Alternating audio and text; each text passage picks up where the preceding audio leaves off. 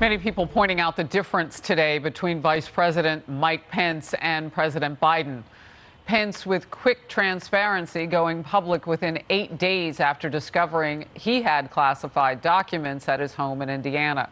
President Biden sat on the information about his classified documents found in several locations for months and is still dodging questions. Here's Congressman Chip Roy, who was with me just a few moments ago. And on a bipartisan basis. We'll know what the documents are. We need to know what documents Mike Pence had at his house. But I know Mike Pence, he's a good man. We'll know what that is. Let's get the information from President Biden. Let's seek the truth. And you heard him say bipartisan there. There is an all call for all former presidents and vice presidents to launch their own searches. Go see what you have. Obama's office saying they, quote, have nothing at this time. Former Presidents George W. Bush and Bill Clinton say they played totally by the book. No response from President Carter's office. Bipartisan voices supporting a systemic issue with document storage. Democrat Senator Mark Warner saying anyone who served in any of these roles as president and vice president, go check your closets. And Republican Senator Mike Braun saying, I'm guessing if you really did a deep dive, they're all sitting on stuff they shouldn't. President Bush's former chief of staff also raising some concerns. It seems to be out of control. I would like to point out that classified documents aren't always only read in a skiff. When you're working at the White House, it wasn't unusual for me to have a classified document delivered to the chief of staff's office. And when you leave the White House, the principal almost never cleans up his own mess or packs his own boxes. But having said that, it is wrong to take classified documents and to not to make sure they're secure.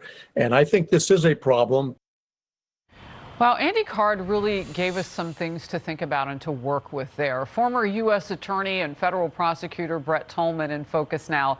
Brett, we're not in the same day we were 30, 40 years ago. People have cell phones.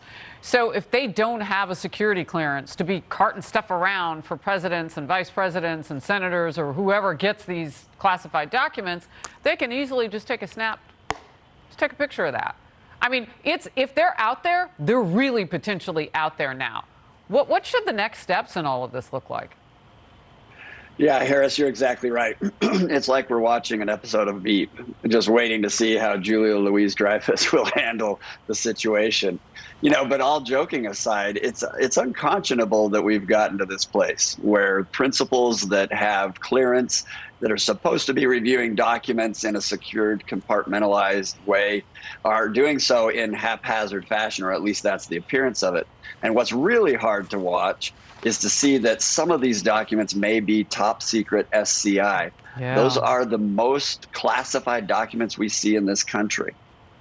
Are Americans led to believe that nobody cares about our national security with this? This is really serious.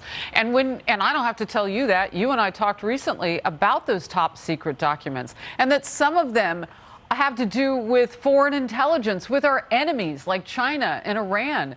And at the time when Ukraine was seeing, an overthrow or a change in government and having all sorts of problems, this current president's son was having some shady business dealings with Ukrainian businesses and others in those countries I mentioned, particularly China.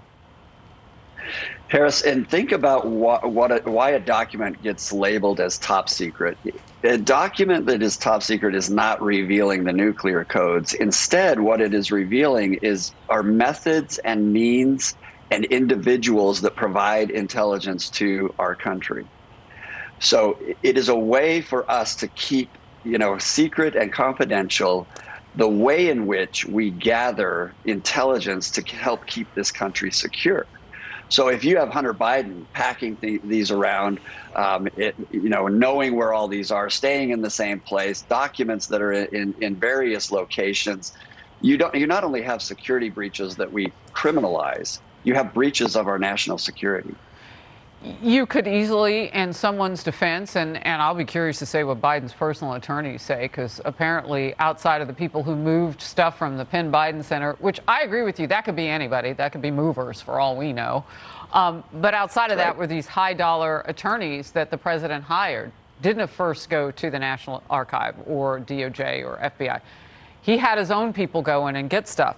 And so my question is, should we even have any idea about privacy and our current way of living now? I mean, can't our officials keep secrets? Should they even be expected to?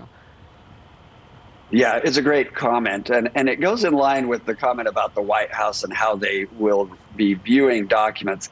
It may be true that the president has, folks that help collect and move documents and that he has documents around him. Part of that is because, Harris, the White House has been designated as a SCIF.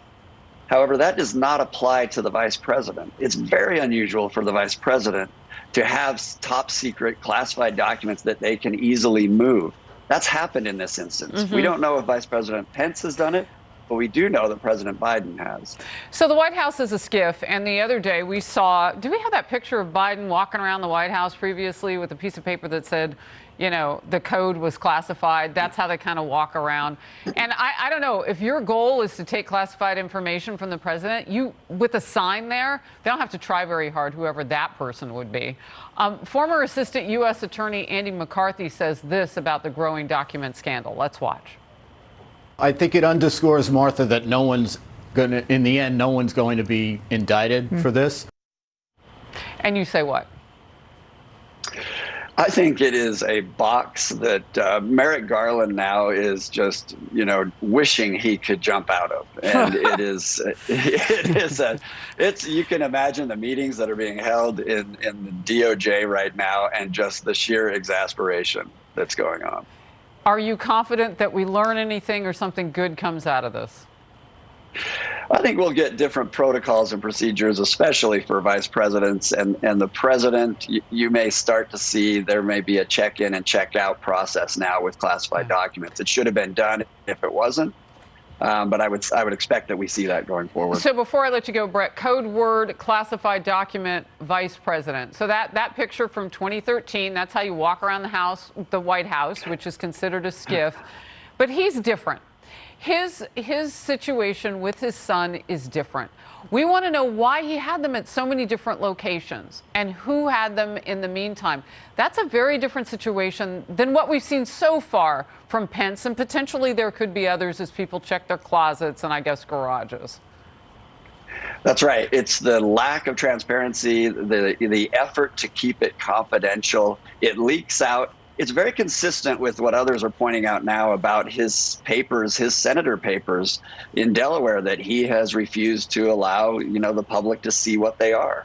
I think there's probably a bigger problem with President Biden than we all expect. Senator papers. We'll work that into the next conversation. Brett Tolman, always a pleasure to have you in focus. Thank you. Thanks, Harris.